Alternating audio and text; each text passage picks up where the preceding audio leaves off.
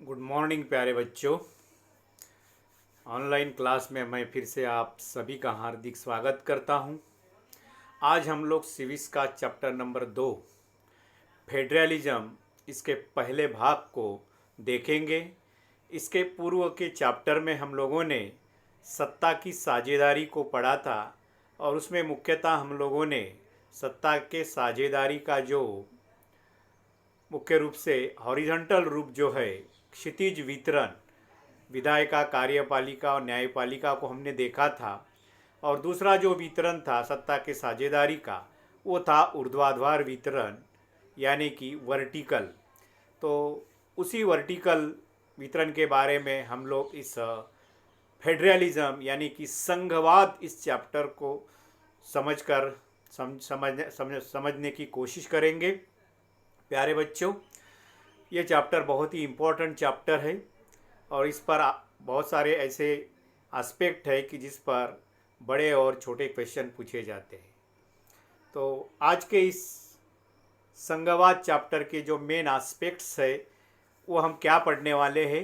मुख्यतः इस चैप्टर के अंतर्गत हम लोग देखेंगे व्हाट इज़ फेडरलिज्म, संघवाद क्या है, संघवाद की विशेषताएं, की फीचर्स ऑफ फेडरलिज्म, संघीय व्यवस्था का गठन किस प्रकार से हुआ है, फॉर्मेशन ऑफ फेडरलिज्म, भारत में संघीय व्यवस्था किस प्रकार से है, उनकी विशेषताओं का भी हम लोग अध्ययन करेंगे। फिर हम लोग देखेंगे भारत में संघीय व्यवस्था कैसे चलती है, क्या विशेषताओं के अनुसार भारत में संघीय व्यवस्था है या नहीं, इसकी भी हम लोग समीक्षा करेंगे। और अंत में हम लोग देखेंगे भारत में इस संघीय व्यवस्था के अंतर्गत संघीय व्यवस्था का विकेंद्रीकरण कैसे हुआ है। इन सभी बिंदुओं पर हम लोग विस्तृत रूप में जानकारी हासिल करेंगे। तो सबसे पहले हम लोग कुछ थोड़ा इंट्रोडक्शन देखते हैं। हमने पहले चैप्टर में देखा था कि बेल्जियम और श्रीलंका के देशों ने जो सत्ता के साझेदारी को अपनाया था उसमें बहुत सारा अंतर था दोनों में। बेल्जियम के 1993 के संविधान में जो बदलाव किए थे उसमें केंद्रीय सरकार की शक्ति को कम करना था और ये अधिकार प्रांतीय सरकारों को उन्होंने दिया था। इसके पहले भी वहाँ प्रांतीय सरकारें थी परंतु तब उन्हें केंद्र सरकार द्वारा अधिकार प्रदान किए जाते थे और इन्हें केंद्र सरकार वापस भी ले सकती थी। लेकिन 1993 के बाद में जब संविधान में प्रावधान किए तो वहाँ के राज्यों को स्वायत्तता मिली, स्वतंत्रता मिली। इस प्रकार बेल्जियम ने एकात्मिक शासन की जगह संघीय शासन व्यवस्था को अपनाया। आपने देखा होगा यहाँ पर केंद्र सरकार और राज्य सरकार दोनों के अधिकारों का विभाजन और दो स्तरों पर यह सरकारें होती है, उसी को हम लोग संघवाद कहते हैं। आगे हम लोग विस्तृत रूप में देखेंगे। दूसरी तरफ श्रीलंका ने क्या किया, एकात्मिक शासन व्यवस्था को अपनाया और तमिल नेता चाहते थे कि देश में सच्चे अर्थों में संघीय व्यवस्था कायम होना चाहिए, मतलब तमिल जैसे एक अलग राज्यों की स्थापना की जाए और उन्हें भी कुछ अधिकार दिया जाए। लेकिन श्रीलंका के नेता नहीं माने और एक प्रकार से लगभग एकात्मक शासन प्रणाली को उन्होंने स्वीकृत किया। तो अब यहाँ पर दो शब्द आए हैं, एक है संघीय शासन व्यवस्था और दूसरा जो है एकात्मिक शासन व्यवस्था। उन दोनों में क्या अंतर है उसको हम लोग पहले समझने की कोशिश करते हैं।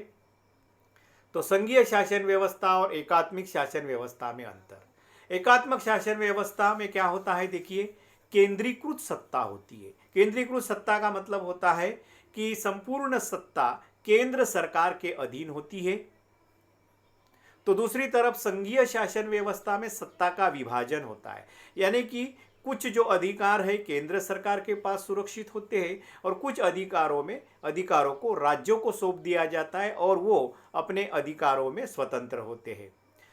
यहाँ पर एकात्मिक शासन व्यवस्था में शासन का एक ही स्तर होता है, वो होता है केंद्र सरकार, और सामान्यतः अन्य इकाई होगी तो भी वो उनके अधीन रहकर काम करती है, उन्हें कोई विशेष स्वायत्तता, विशेष अधिकार नहीं होते हैं। तो संघीय शासन व्यवस्था में कम से कम दो, ज़्यादा से ज़्यादा कितने भी हो सकते हैं लेकिन कम से कम दो या उससे अधिक स्तरों पर सरकारें होती है। उदाहरण के तौर पे पूरे देश के लिए केंद्र सरकार, हर एक प्रांत के लिए एक राज्य सरकार और भारत में जैसे स्थानीय सरकारों का गठन किया जिसको हम लोग आगे विस्तृत रूप में देखेंगे। इसके अलावा एकात्मिक शासन की देखिए और एक विशेषता, अन्य इकाइयाँ केंद्र के अधीन। मतलब मान लेते हैं कि एकात्मिक शासन व्यवस्था वाले देशों में अन्य इकाइयाँ होगी, वहाँ प्रांत भी होंगे या अन्य जैसे स्थानीय इकाइयाँ भी होगी, लेकिन वो केंद्र के अधीन रहती है।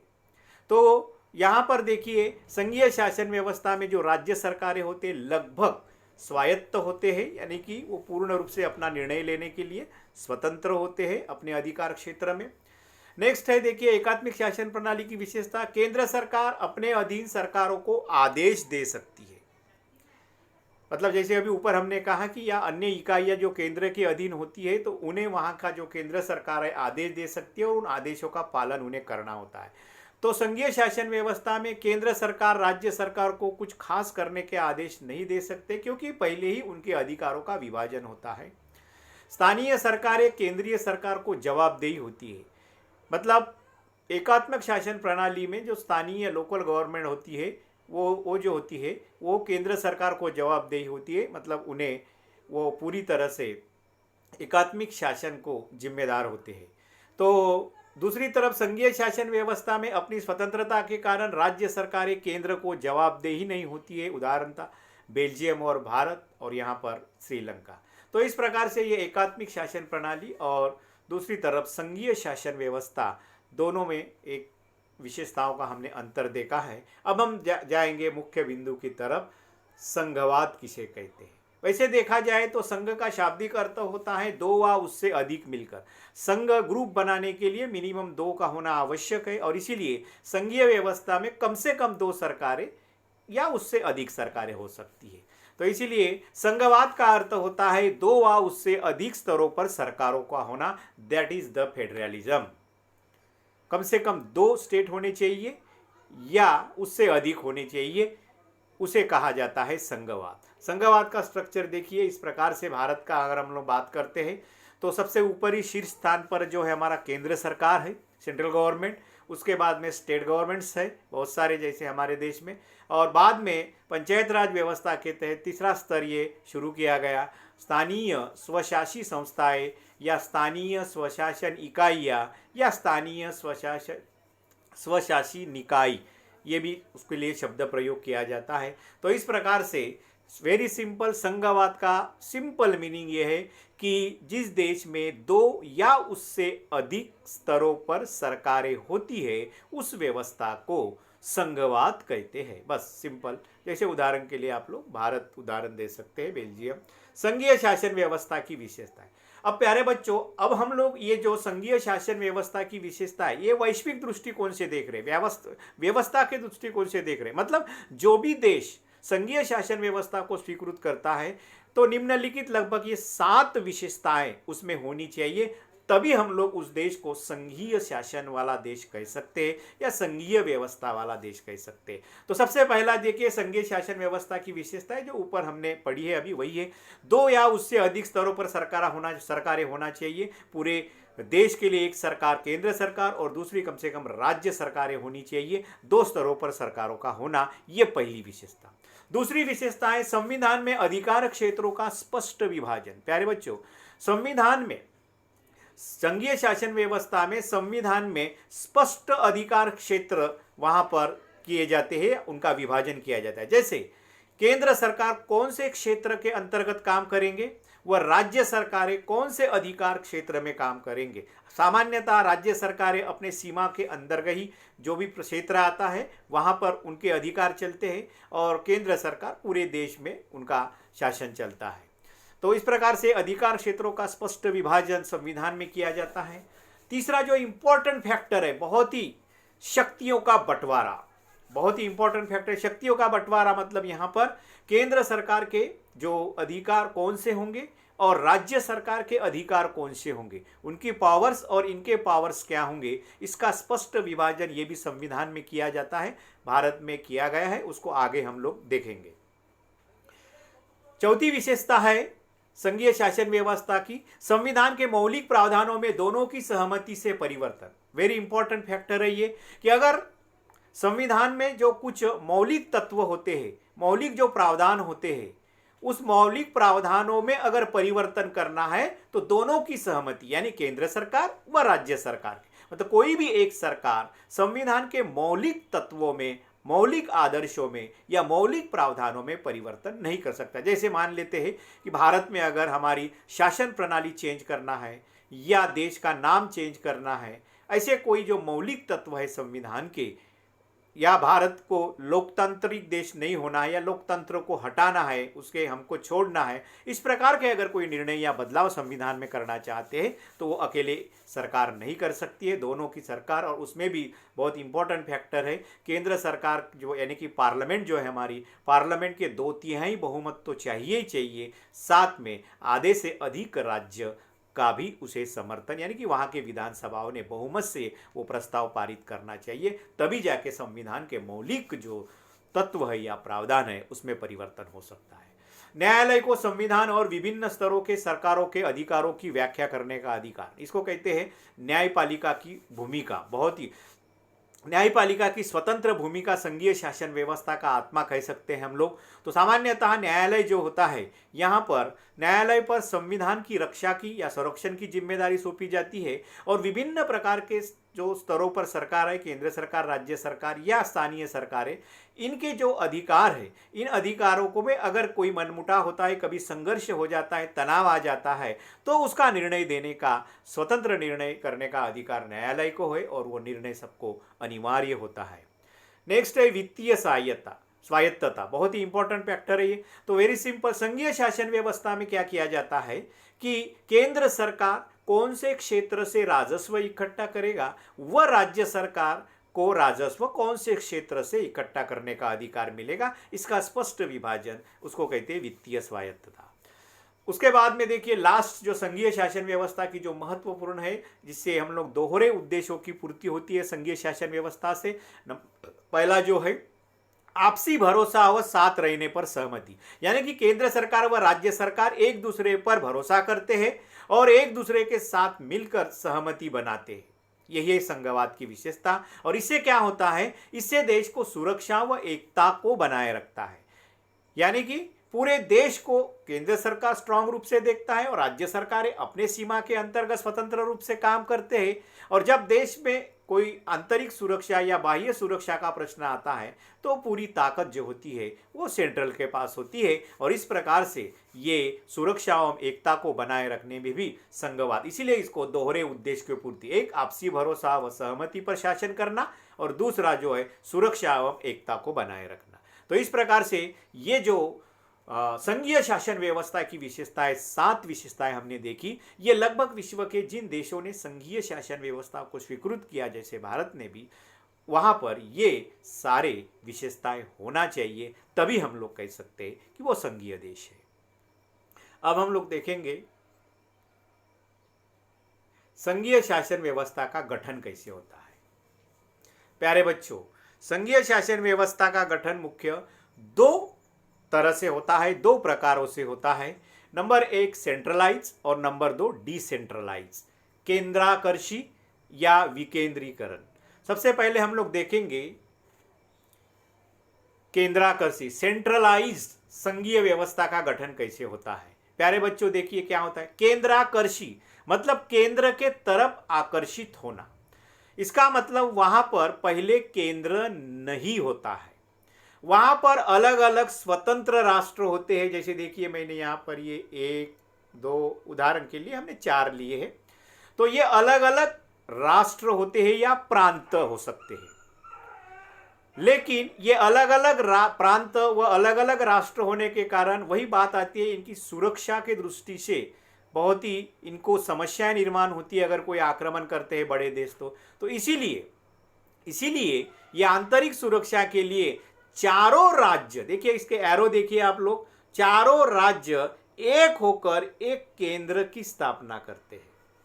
यानी कि यहां पर पहले केंद्र नहीं है, 4 राज्य केंद्र की तरफ आकर्षित हुए हैं और वहां पर उन्होंने एक बड़ी यानी कि शक्तिशाली केंद्र सरकार स्थापित किया। इस व्यवस्था को हम लोग सेंट्रलाइज्ड फेडरलिज्म कहते हैं। तो दूसरी तरफ देखिए विकेंद्रीकरण, डिसेंट्रलाइजेशन। जैसे भारत का उदाहरण केंद्राकर्षी में आप लोग उदाहरण दे सकते हैं, अमेरिका का बहुत सुंदर उदाहरण है USA, United states of America जो है, ये यूनाइटेड स्टेट्स ऑफ अमेरिका, मतलब वहां पर 50 स्टेट्स को मिला के यूएसए बना है, यानी कि वो 50 स्टेट्स अपने अपने जगह पर स्वतंत्र है। तो और फिर उन्होंने एक बल शक्तिशाली केंद्र सरकार यानी कि यूएसए की स्थापना की, यूनाइटेड स्टेट्स ऑफ अमेरिका। वैसे स्विट्जरलैंड है, ऑस्ट्रेलिया है, इनका भी वैसे हुआ है। विकेंद्रीकरण में देखिए, विकेंद्रीकरण में क्या होता है, सबसे पहले केंद्र सरकार होता है। सबसे पहले क्या होता है, केंद्र सरकार होता है, और फिर केंद्र अपने पूरे देश का शासन सुचारू रूप से चलाने के लिए उनके छोटे छोटे प्रांत बनाता है या राज्य बनाता है। जैसे देखिए यहाँ पर भारत में जैसे 28 राज्य और 8 केंद्र शासित प्रदेश है। तो ये इस प्रकार से सबसे पहले यहाँ केंद्र है, केंद्र क्या करता है, फिर छोटे छोटे राज्यों का गठन करता है या प्रांतों का गठन करता है।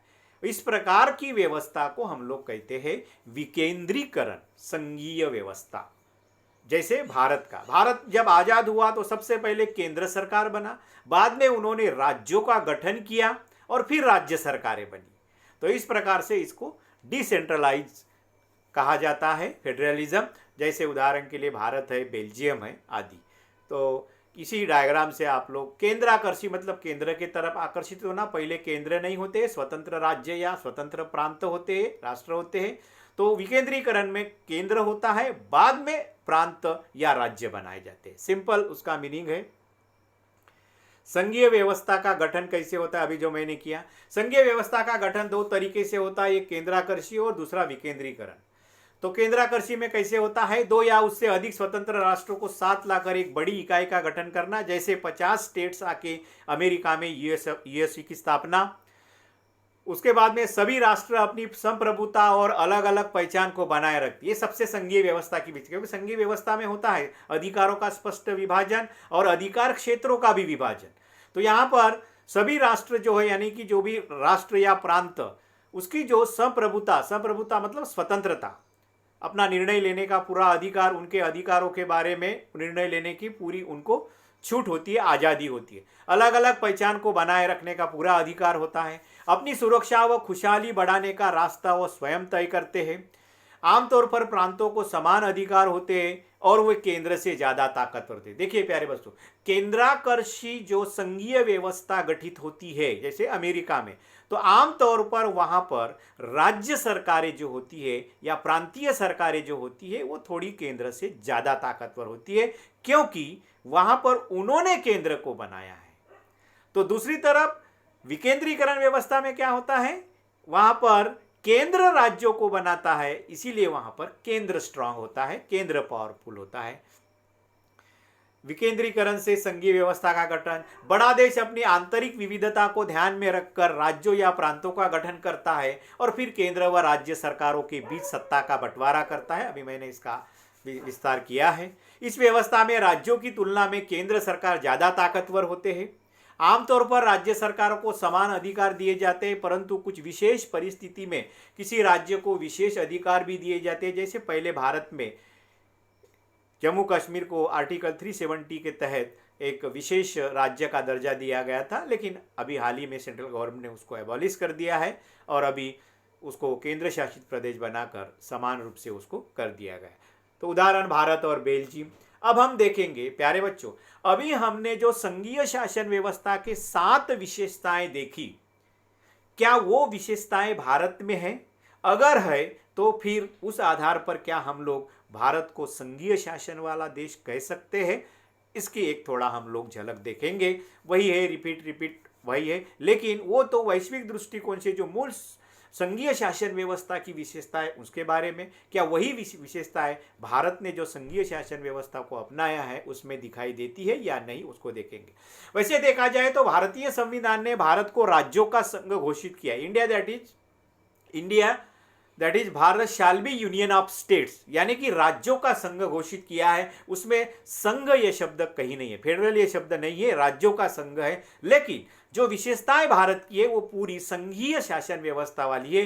That's why India is the federal state. तो इस प्रकार से भारत का, अभी मैंने कहा था कि डिसेंट्रलाइजेशन के तरीके से इसका निर्माण हुआ है। देखिए भारतीय संघीय व्यवस्था की विशेषताएं, मौलिक रूप से द्विस्तरीय शासन व्यवस्था। पहली विशेषता, कम से कम 2 स्तरों पर सरकारें होना चाहिए। भारत में मूल संविधान में वही थे, लेकिन बाद में पंचायत राज व्यवस्था के तहत स्थानीय स्वशासी इकाइयों का भी स्थापना की गई है। इसको आप लोग त्रिस्तरीय शासन यंत्रणा भी लिख सकते हैं। 3 स्तरों के अलग अलग अधिकार क्षेत्र, तीनों क्षेत्रों को, तीनों जो इकाइयां हैं, तीनों इकाइयों के अलग अलग अधिकार क्षेत्र है। स्थानीय इकाइयां कहाँ काम करेगी? राज्य सरकार अपने सीमा के अंतर्गत, और सेंट्रल गवर्नमेंट केंद्र सरकार पूरे राज्य का यानी कि देश का। संविधान में अधिकारों का स्पष्ट विभाजन है। केंद्र सरकार के अधिकार कौन से, राज्य सरकार के अधिकार कौन से, और हमारे स्थानीय इकाइयों के अधिकार कौन से रहेंगे, इसका स्पष्ट विभाजन किया गया है। सत्ता का बंटवारा भी इसमें होता है, यानी कि स्पष्ट विभाजन होता है। केंद्र सरकार के पावर्स क्या होंगे, राज्य सरकार के क्या पावर्स होंगे। न्यायपालिका की निर्णायक भूमिका, मैंने पहले ही कहा कि न्यायपालिका को संविधान की व्याख्या करना, और जो विधायिका या कार्यपालिका जो भी कानून बनाती है उसकी भी व्याख्या करना, और केंद्र सरकार राज्य सरकारों के अधिकारों की व्याख्या करने का अधिकार न्यायपालिका पर दिए। और भारत में स्वतंत्र एवं निष्पक्ष न्यायपालिका की स्थापना हुई है, और पिछले 70 साल से वो करती आ रही है। राजस्व निर्धारण के दोनों को स्वतंत्र अधिकार है। मैंने पहले आप लोगों को विशेषताओं में कहा था, केंद्र सरकार कौन से क्षेत्र से राजस्व और कितना राजस्व उन्हें जाएगा, और राज्य सरकार कौन से क्षेत्र से अपने राजस्व को इकट्ठा करेगा, इसका स्पष्ट वहाँ पर विभाजन होता है। कठोर और आंशिक रूप से परिवर्तनीय संविधान। प्यारे बच्चों, उसमें एक और विशेषता थी संघीय शासन व्यवस्था में कि संविधान के मौलिक प्रावधानों में दोनों के सहमति के बगैर कोई भी परिवर्तन कर नहीं सकते हैं। वही बात यहाँ पर, इसीलिए भारत का जो संविधान है, भारत के संविधान को अंशतः कठोर और आंशिक रूप से परिवर्तनीय संविधान है। मतलब भारत के जो मूल कुछ ऐसे तत्व है, उन मूल तत्वों को कठोर यानी कि रिजिड, और कुछ जो तत्व है आंशिक रूप से परिवर्तन। इसका मतलब होता है जो कठोर तत्व है यानी कि जो मौलिक तत्व है उसको परिवर्तन करने के लिए पार्लियामेंट के 2/3 बहुमत से प्रस्ताव पारित होना चाहिए, और साथ साथ कम से कम भारत के आधे राज्य के विधानसभाओं द्वारा बहुमत से वो प्रस्ताव पारित होना चाहिए, तभी मौलिक तत्वों में परिवर्तन हो सकता है। और इसीलिए इतना आसान नहीं है, इसीलिए ये रिजिड है। और आंशिक रूप से मतलब परिवर्तन, ये क्या मतलब होता है, सेंट्रल गवर्नमेंट जो है पार्लियामेंट में सिंपल मेजॉरिटी से, साधारण बहुमत से भी बहुत सारे ऐसे कानून बना सकती है, और इसलिए उसको परिवर्तनीय कहा, या संविधान के कुछ बातों को साधारण मेजॉरिटी से अमेंडमेंट किया जा सकता है। तो इस प्रकार से ये 7 विशेषताएं भारत में पाई जाती है। That's why India is the federal state, इसलिए भारत को हम संघीय देश कहा जाता है। अब देखेंगे विकेंद्रीकरण से बने संघीय व्यवस्था की समीक्षा। तो राज्यों को समान बराबर के अधिकार नहीं मिलते हैं। सामान्यतः जैसे भारत में अभी देखा विशेष अधिकार है, कुछ राज्यों को विशेष अधिकार भी मिलते हैं। भारत में केंद्र शासित प्रदेशों में शासन का अधिकार सीमित होता है। भारत में जो केंद्र शासित प्रदेश है, अन्य इकाइयाँ जो 8 है लगभग, तो जैसे दिल्ली एक स्टेट का दर्जा दिया गया है उसको, लेकिन फिर भी वो सारे अधिकार नहीं दिए गए हैं जो एक राज्य को होना चाहिए। पूर्ण स्टेट का उसे दर्जा नहीं दिया गया है। पौंडीचेरी में भी चीफ मिनिस्टर होता है, लेकिन वहाँ के सरकार को भी पूरा अधिकार नहीं दिया गया है। इस प्रकार से इन्हें एक प्रकार के असमान अधिकार मिले हैं। ये एक इसकी थोड़ी खामी कह सकते हैं हम लोग, लेकिन फिर भी संघीय शासन व्यवस्था पूरी तरह से भारत में विशेषताएं पाई जाती है। यहाँ पर हम लोग इस चैप्टर को समाप्त करते हैं। संघवाद किसे कहते हैं, उसकी विशेषताओं का वर्णन कीजिए। संघीय व्यवस्था के गठन के 2 तरीकों का वर्णन कीजिए। संघीय और एकात्मिक शासन व्यवस्था में अंतर बताइए, और भारतीय संघीय व्यवस्था की प्रमुख विशेषताओं का वर्णन कीजिए। 4 प्रमुख प्रश्न है इस भाग पर, कृपया आप लिख लीजिए। बहुत बहुत धन्यवाद।